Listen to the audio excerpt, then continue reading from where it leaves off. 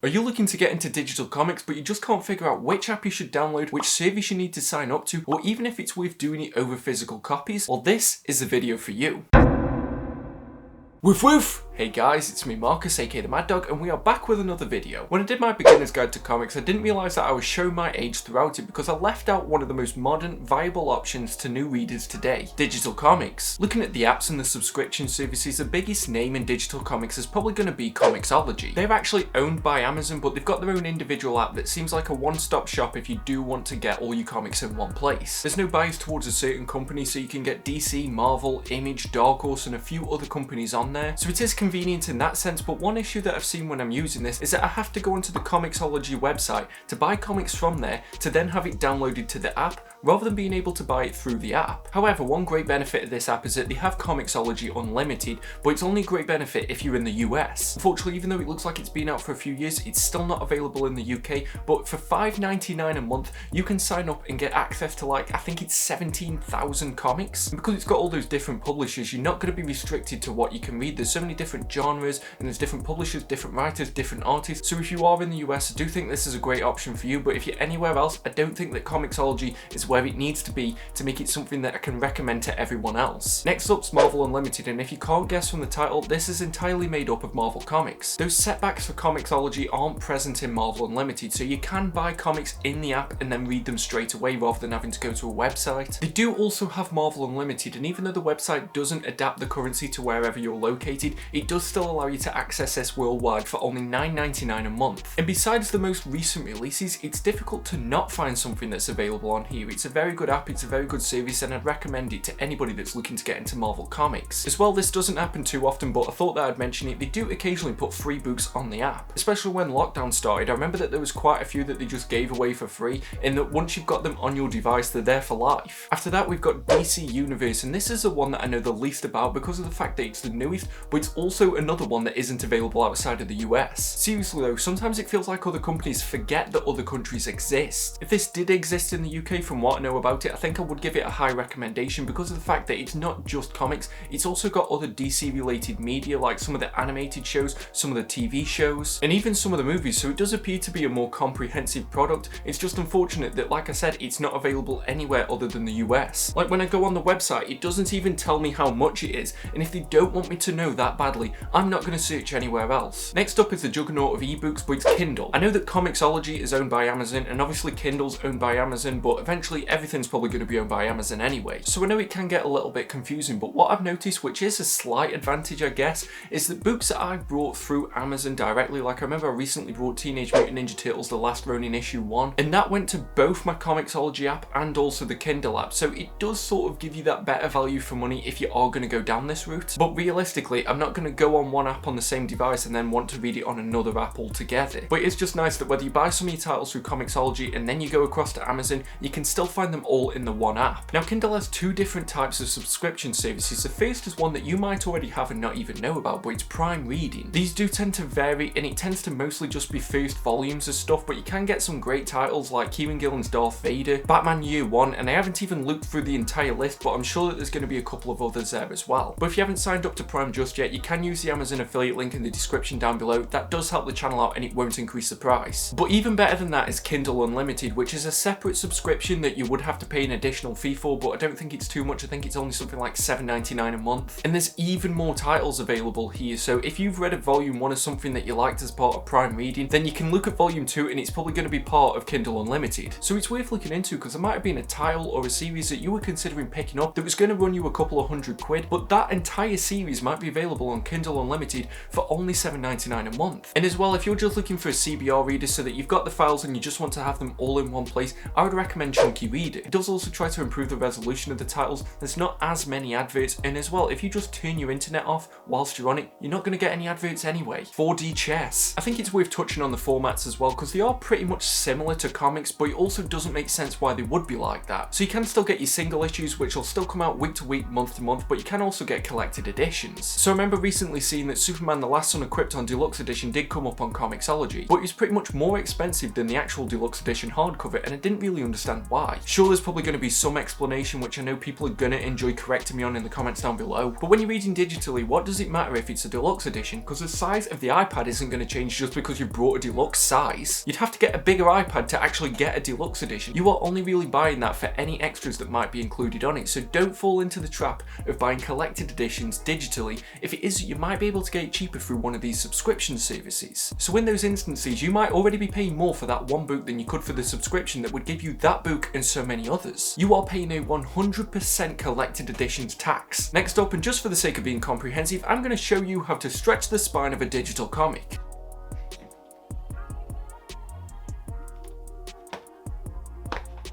Next up's a bit of a discussion, but it's will digital ever kill physical? And obviously this is more opinion based, but you might be watching this video because of the fact that you want to transition from physical into digital, and you don't know if it's something that you're just going to have to eventually do anyway, so you might as well do it now. And for me, it's a bit of a tough subject because I love my local comic shop. If it wasn't for them, I probably wouldn't have gotten into comics to begin with. But at the same time, times do change, unfortunately, and certain things develop to the point where other things become sort of obsolete. I always hope local comic shops will stick around, but even in the UK, I've noticed that in the last couple of years they've transitioned out of comics so that they can continue to survive. Now comic shops are more just about collectibles, it's about Funko Pops, it's about statues and other things like that rather than the actual printed book. So in my eyes, it's already a natural evolution that's already started to happen. As well, I feel like comics was one of the entertainment mediums that was quite late to actually get into digital, because the main turning point that I remember is that when the New 52 started, which as you all remember is definitely my jam, that's when DC announced that they were going to go day one digital alongside the printed copies. At that point, iTunes was already pretty big, I believe that Spotify already existed, but Netflix was already transitioning into becoming a streaming service, and YouTube was already popular as well. So it felt like comics was already quite late to that game, and they're still in the infancy even now, even though it's been about 10 years since the New 52. They are still trying to find the feet, they're adapting to having these unlimited services, but I think that when those really pick up, that's when digital will end up progressing even further than physical. But I started reading comics when I was in my teenage years, and if we're being honest with ourselves, how many teenagers nowadays would actually go into a local comic shop just randomly without having any background knowledge and get into comics that way? Whereas the majority of them now have a phone, have access to the internet, and probably have a tablet that they could read them on. So although it would be a great loss if local comic shops ended up dying as a result of digital comics taking off, I also think it's essential for the hobby to continue surviving as a whole. However, I've kind of found this happy middle ground that any single issues that I want to read, I end up getting them digitally, and then I will buy the collected edition. And I think people will find their own balance. I think collected editions are going to take more of a precedent over single issues, and it could be the case that single issues goes entirely digital, and then it's only the collected editions that people can get physically. But obviously there are going to be people that have only read comics physically, and maybe they love going to the comic shop every week, and I hope that they can still maintain that routine even if it is that digital becomes more popular. So in answer to this question, I don't really know, but I think it might. But if you are one of those people who isn't sure if they should make the move to digital comics, here are some of the disadvantages that I found. As weird as it sounds, it's not the same when you think about your collection. I love having the books surround me that I can just look at them and remember the fond memories that I've got, even if I don't want to pick it up and read it at that moment. And also, sometimes I forget about books that I really enjoyed because I'll look at them on my shelf and go, oh yeah, shit, that was a really great time. The first advantage though is that there's no risk of deteriorating or damaging the value of that book. So because of the fact that something might have sold out of its first print, people will very delicately read that first issue and maybe miss out on some of the detail. They won't put it down and have a full look at it. Whereas with digital, you haven't got that issue. You're never going to see somebody slabbing a digital comic, so you can just read it and enjoy it for what it is and get more enjoyment from that actual book. However, if you do unfortunately drop your device whilst you're reading it, it's going to be more expensive than if you damaged a single issue. But the next advantage is that if you factor in the overall cost, it's probably going to be cheaper. There's quite a few people in this community, myself included, who will buy a single issue, then they will buy the collected edition, then they will buy the deluxe, and if it's DC and they come out with an absolute, they will buy that as well. However, if the books that you like are on some kind of subscription service, you only have to pay that monthly fee, and you might have already bought the device for some other reason, so that it hasn't really factored into the cost of this hobby. But if you go entirely digital, you are not going to get back any of the money that you put into this hobby if it was that you wanted to leave it, or maybe you didn't enjoy your book. And although I don't advocate for getting into comics as an investment, it is something to consider that if you wanted to leave this hobby,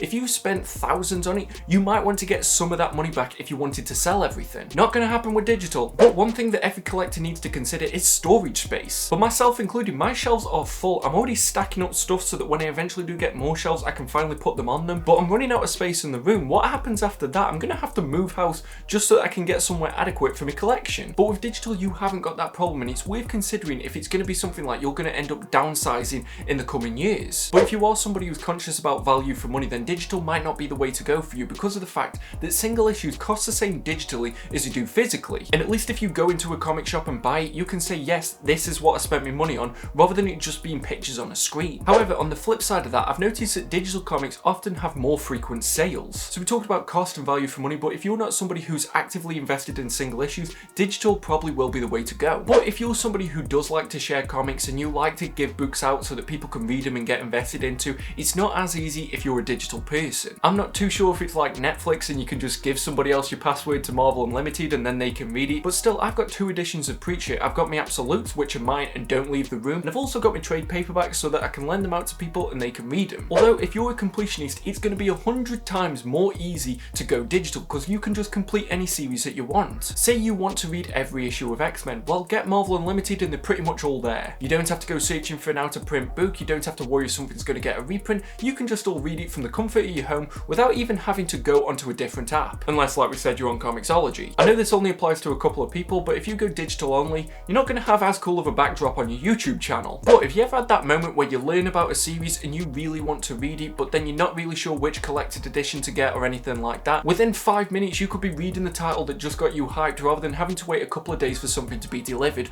or worse, having to wait a couple of years for something to get reprinted. But this is coming from my experience with Disney Plus before WandaVision. If you've got multiple subscription services, which if you're in America seems to be the way to go, you might end up having so many of these that you don't use 1 or 2 of them for a couple of months, and then it's pretty much money that's being wasted because it hasn't gone towards anything. One massive advantage though that I thought I'd leave until now is guided view. Different apps have different names for this, but if you just click onto a panel, it will zoom in and then it will guide you through the comic so that you can read it in a much more clear way. And you also get to enjoy the art at a bigger size, so that might be something that's worth considering. This disadvantage is really going to make me sound old, but I still don't trust something that I don't actually have access to. What's to stop some kind of hack accessing everyone's account and just deleting all the comics that they brought? That kind of thing always concerns me. Like, admittedly, as soon as Skynet finally rises up, I think the first entertainment property that they will go after will probably be comics. And yes, even more so than movies, because I think when they do finally rise up, they're going to use films like Terminator to show just how badly humans presented them. One major advantage is that ebooks are one of the only things that Amazon can deliver without damaging them. Big disadvantage for me, and I'm not sure if this would be the same for anybody else, but there's no book smell. Good shit. An advantage that not a lot of people would consider until they've actually read a digital book is the fact that you can adjust the brightness. You might also like to read at night, in which case digital books would be a better option for you. The last disadvantage is also pretty much speculation on my part, because there used to be a lot of prejudice to people who only read ebooks in the book reading community. I haven't really heard too much about this in the comics community, but obviously everybody likes showing off the hauls, they like doing collection videos and stuff like that. You won't really get that experience if you go digital only. One of the biggest advantages though is that you can read on the move, so you only have to take this with you. You don't have to take 3 omnibuses just so that you can keep reading the series that you want, and this gives you more flexibility. So say that you're going on holiday for a bit of time and you want to read a few books at once, you can just do it all digitally and you can have those series and you can jump between them as much as you want. You don't have to have that horror movie moment where you brought the wrong book and now you're stuck with it. Actually, I know that I said the last disadvantage was the last disadvantage, but this is a last disadvantage. If you were somebody who went to a local comic shop and you've been supporting them for years and now you go digital, you are actually hurting that business. I know a lot of people develop friendships with the staff and the owners of the local comic shops, and it is something that is going to directly affect them. But the last advantage, whether you're a single issues person or a collected editions person, is that it's never going to go out of stock. Going back to my example of The Last Ronin issue 1, I managed to read that day 1, where I know a lot of people were waiting for that issue to get reprinted. So by the time that all the spoilers were already coming out, I'd already read it and I didn't have to worry about it. It happened as well with that recent issue of Amazing Spider-Man with that beautiful cover that was in the middle of a series, so you might have been eagerly awaiting that next issue, and then all of a sudden, because new people wanted that specific cover, you all of a sudden can't get it. But that's my video, and I don't really have a bias whichever way you decide to go. I'm just hoping that this video has hopefully helped a few people understand digital comics better, and maybe giving them an idea on if it's something that they should get into. Like I always say, just find the way that you enjoy comics the most, and then that is the right way to do it for you. But comment below, what's your experience been with digital comics, and is there any recommendations that you could give to people? If you like this video, please give it a thumbs up, and if you didn't, didn't, what did you get this for? Subscribe if you're new here and click that bell notification. I'm so grateful for everybody that's subscribed already because of the fact that we've somehow managed to pass 2,000 dogs in the dog pound before we've even done a year on YouTube. But check out some of your links in the description down below, and I have also got a tip jar if this video has helped you and you want to support the channel. Share this video wherever you can, in any kind of Reddit page or on your Instagram or your Facebook or anything like that. But until next time, just make sure that you stay safe, stay reading the best books that you can find, and stay mad all you dogs. Woof woof! See you at the next video.